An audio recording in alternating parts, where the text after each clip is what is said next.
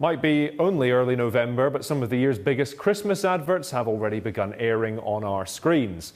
Following last year's trampolining dog, which you might remember, John Lewis are hoping to tug at the heartstrings with this year's offering.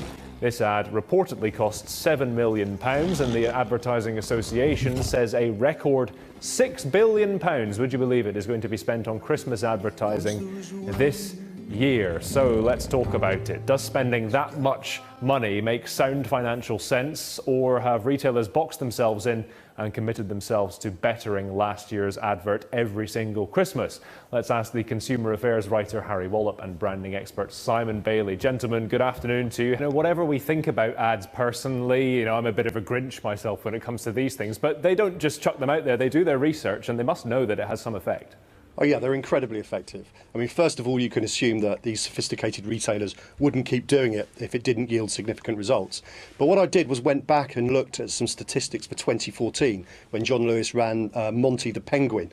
And what was remarkable about that campaign is that it generated something like £33 million of net profit for John Lewis in that year. And for every pound spent on the advertising, it returned something as close as £7.98 in net profit back to the retailer.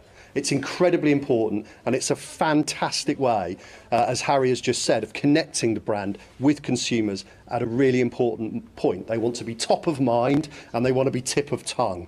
OK, I think I'm being told that we have the M&S Christmas advert. We can show you a bit of that as well. It's centred around Paddington Bear. So while people are watching this, Harry, we can talk a bit about, the one-upmanship of the different brands. Is this a cycle that's only going to get bigger and bigger, more money every year?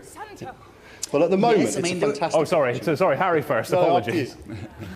Well, yeah, I think that is true. And in fact, the M&S advert is proof of that. They've tied up with a massive Hollywood studio to create this little film, as they call it, of Paddington Bear, which has been scripted by the actual people who wrote Paddington Bear 2.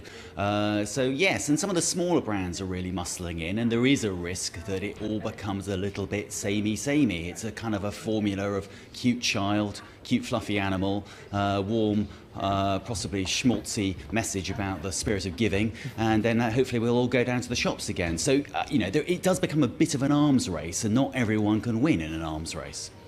And yes, Simon, is it all a bit samey? It has followed quite a routine over the last couple of years. A nice acoustic cover with some nice images there.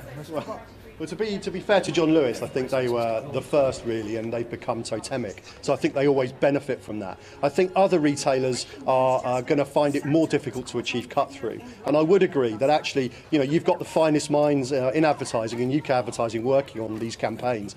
And what you'll see, I think, is people over the next few years try different things and try different ways of capturing your attention. It's about trying to be remarkable and distinctive and easy to remember. And of course, if things will start to feel or even seem similar, then that will be more difficult, more problematic. But I would really like to make this point. Of course, these are not just adverts. These are very often parts of much bigger integrated campaigns, which is all about driving people to e-commerce sites. That Monty ad I mentioned in 2014, 260,000 customers went straight from watching the ad and straight through to the John Lewis website. Looking at products, and if you look today at Moz the Monster, you can buy Moz the Monster. Moz the Monster is going to feature in store.